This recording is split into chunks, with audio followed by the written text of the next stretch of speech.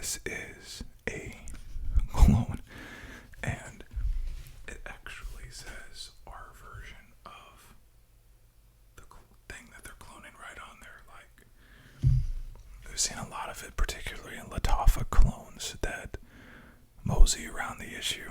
No, this is saying, listen, this is what we trying to do.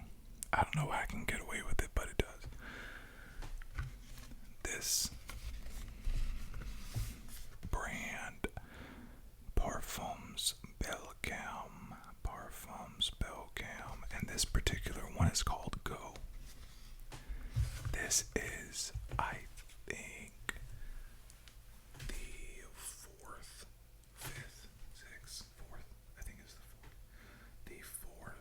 most purchased cologne right now on Amazon. But it doesn't smell like it. First off, I can't remember what it cost. It was like $15 or something like that. Maybe even cheaper than that. I mean, crazy cheap.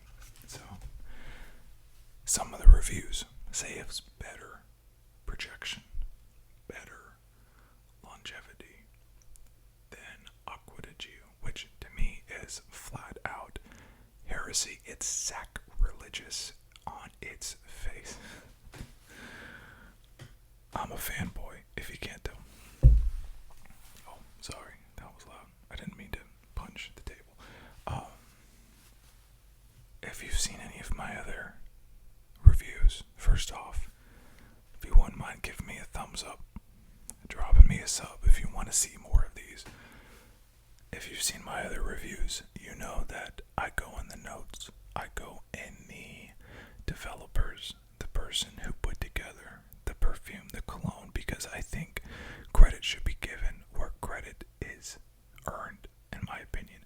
I know nothing about this company, what they do, or who designed this. I know nothing because nothing is available. All I know is that I have a lot of Amazon reviews which say this is awesome. So, to see if that's true,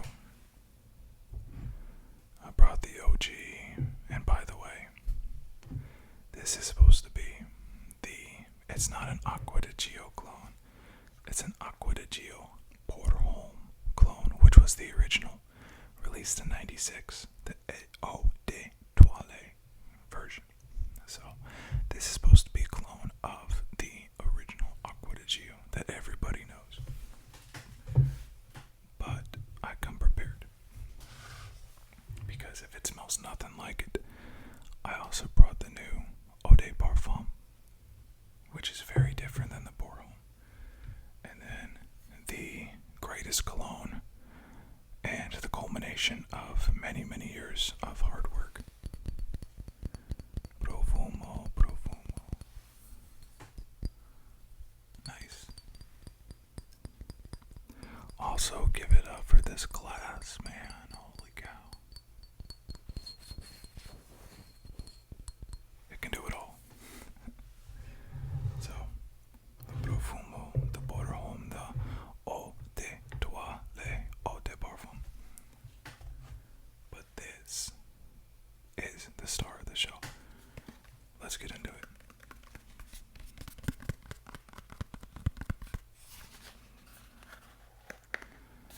Always worried about, and just like with all of my reviews and unboxings, I've never put a nose to this. I have no idea what it's going to smell like. It's my blind reaction.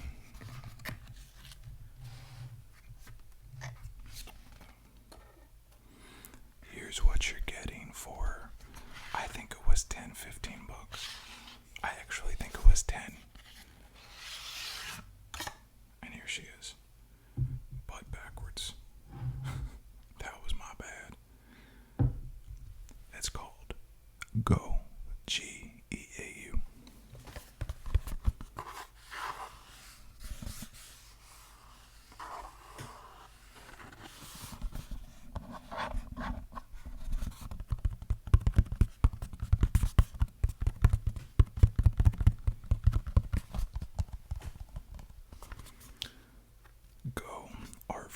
Acqua Di Gio is a fresh chypre fragrance blended with bergamot, spice cedar, and patchouli. Now, made in the U.S. Interesting. Now, what makes Acqua Di Gio, and what gives it that scent that people are brought into the trail left over by your projection, where they go, oh my goodness, that is Acqua Di Gio. I'm brought right back to my high school days. Francis, is that you? They start looking for you, calling out your name and stuff, but you're not there. It's someone else, unfortunately. It's very popular fragrance. Francis, no Francis. What makes it very, very popular is the C notes, or what makes it distinct, what makes it distinct is the C notes. What are the C notes? No one knows. It's just their proprietary blend that is the Acqua Di Gio part. So it's got a big hit of ocean scents and bergamot, that sweetness, that fruitiness, that playfulness at the beginning. And just like any other good cologne, it has a hardcore base of patchouli. The eau de parfum and the profumo and the parfum got rid of a lot of the notes, because the original Acqua Di Gio had 26 notes. Got rid of a lot of it, kept the C notes, the patchouli, and the bergamot. One of them brought in lemon, so we'll see if that does it. But without further ado, and I need to stop punching this table, let's try it out. 3.4 ounces.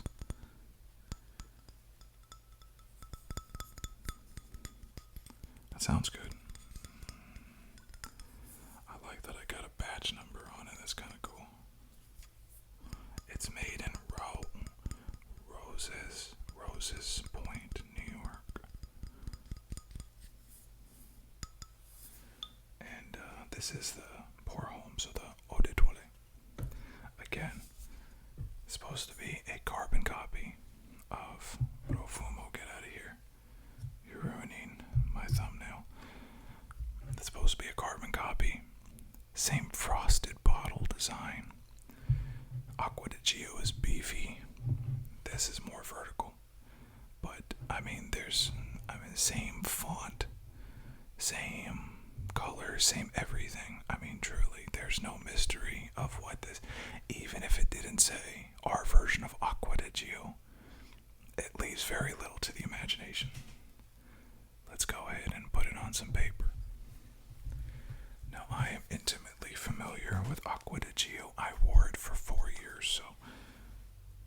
And if you haven't seen my other Acqua Di Gio video, check it out. I go into a deep dive of it. I think it's never been a better time to start wearing Acqua Di Gio again, because with Dior and Yves Saint Laurent putting out some bangers, some incredible fragrances, Acqua Di Gio is not as popular as it used to be, and I think it would be a big hit if someone sniffed it and they were brought back into that nostalgia. So, just my opinion.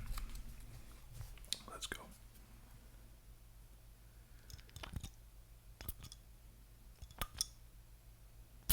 Oh my gosh, that atomizer went crazy. Let's do one more for good measure.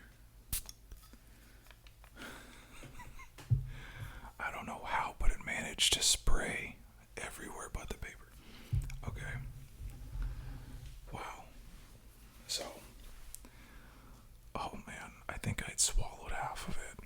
I'm sorry. I'm trying not to be sarcastic or make jokes. I know people don't watch this to laugh. They watch it to sleep. But when you first spray it, oh my gosh, that's the third time I hit this freaking table. spray it instantly, you go, oh my gosh, it's Acqua Di Gio. That's actually really surprising to me. When you spray it, you're instantly hit with almost like that aerosol freshness. That aerosol, I don't know how they did it, but they managed to replicate the C notes. And that's what you're getting. You're also getting that spice. Because Acqua Di Gio is very spicy. You're getting that spice, but you're also getting that bergamot. So if you could manufacture the C notes and put in that bergamot, you're going to have Acqua Di Gio.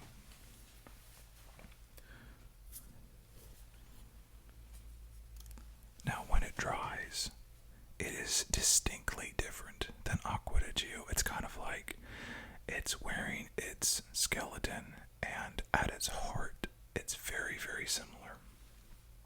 But there's something in it. It's a distinct bitterness, and I wish I could give you the notes on this one. It's something in here. I don't think it's the cedar. It almost has a bitterness like an iris or some sort of floral, which the original Acqua Di Gio had 26 notes, so it could be one of those that they just went super heavy on. Yeah, as it dries, you get the patchouli and the woodiness. To me, as it dries, it loses its resemblance to Acqua Di Gio. Yeah, that smells nothing like Acqua Di Gio now. Let's spray Porterholm, the OG, by the way. Oh, not as good as Profumo, right? Yeah, not as good, not as good. That's alright. Let's get the OG in here. Ah, it sprayed my hand.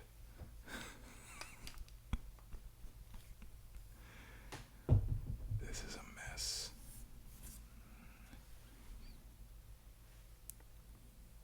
Now, when you first spray Acqua Di Gio, you actually don't even get as much of the C notes as the cologne has. You get instead, you get much more of a fragrant, almost like I hate to say it, but like a car freshener or like an industrial cleaner. It hits you sort of with this broad, sweeping bergamot, but also soapy notes.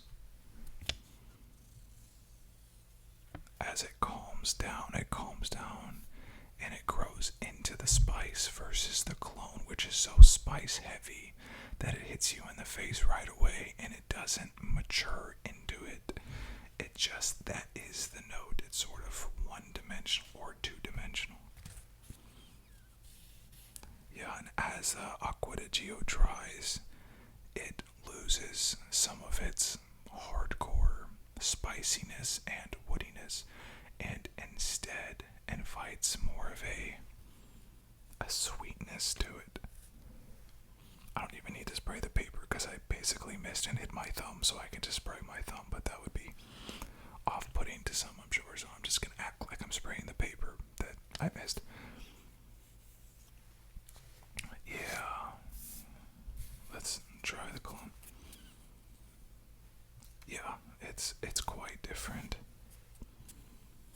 The Acqua Di Gio, the difference is how it matures, I'd say. When I sprayed the cologne, never did it smell more like Acqua Di Gio than on the top notes. On the top notes, it was Acqua Di Gio. Put a pin in it. I was walking past someone who was wearing it. I would say, bro, you're wearing Acqua Di Gio. I mean, straight up. There would be no doubt in my mind, but as it matures, when it's maturing, I'm not getting the Acqua Di Gio. Does that mean that it's bad? Absolutely not. It's different. Yeah, it has more of an earthiness, a richness, whereas the Acqua Di Gio is distinctly playful and floral, and it's keeping that floral. And of course, it's an oceanic, so it's also very salty, very briny.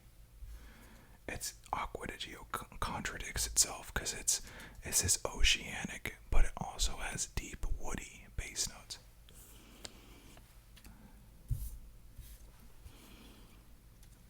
Yeah, and then the Acqua Di Gio it seems a lot more potent. Let's do this. The Profumo is basically a souped up version of the Eau de Parfum. Let's spray the Eau de Parfum, because the Eau de Parfum has different notes in it. So let's see if this is more like the Geau. Spray. Yada. I like that. That was like a laser. Eau de Parfum does not deserve the hate that it gets. It's a good cologne. If you want to know more about these three, go check out my other video. Now, the Eau de Parfum is distinctly different than all of them, and I really didn't have to spray it, and now I know that.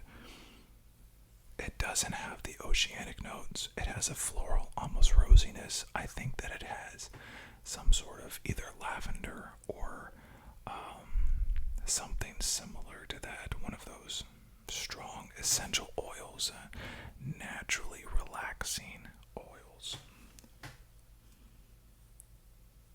Yeah, that's totally different. So this is definitely not trying to clone anything other than the Eau de Toilette.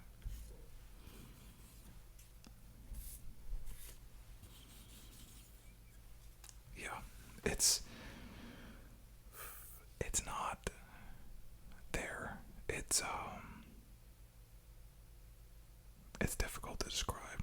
The Eau de Toilette has a projection on it. This does not project the same way as the Acqua Di Gio does. It does not carry those notes, and those notes are not as distinguishable as the Acqua Di Gio. Acqua Di Gio is just cleaner in every way, shape, and form. Does that mean it's a bad fragrance? Absolutely not. But as it would dry, I'm not gonna say, hey, you wear an Acqua Di Gio. I'm not picking up on that. But is it a good scent? Yeah, it's a good scent. And if you are going to look for a cheap cologne, a burner cologne, something you can keep in your car, you know. But here's the thing for me. I love colognes, right? I think everybody should. I don't know if everybody does, but everybody should. You know who doesn't like colognes? Creed. Creed does not like colognes because the colognes are better than Creed. And that's true. Take that to the bank. But my problem with this as being a cologne is that the Pour Homme Acqua Di Gio, the Pour Homme is not that expensive. I think it's, you pick up a bottle like this for $40, $50, especially if you're going to discounters. So how much is that worth to you to get a clone of something that you get the original for $40 or $50, It all depends on your budget. If your budget is low, then absolutely go for it. And I would not, despite what I've said, I don't want to detract away from the fact that this is pretty good. It just lacks that floral, that sweetness that Acqua Di Gio has. But it's up to you. It's your money. It's your body. Buy what you want. Spray whatever on it that you want. Rating it 1 out of Acqua Di Gio, I give it a solid 76. What does that mean? You figure it out. But no, it's good. Is it going to replace your Acqua Di Gio? No. Is it better than Acqua Di Gio? No. Is it trying to be an exact clone of Acqua Di Gio? No. It's not trying to. It's their version of it. And they do a pretty good job. So, stocking stuffers. If you want to give someone a cologne, don't want to drop $60 for the OG, this would be perfect. Absolutely perfect. It's great.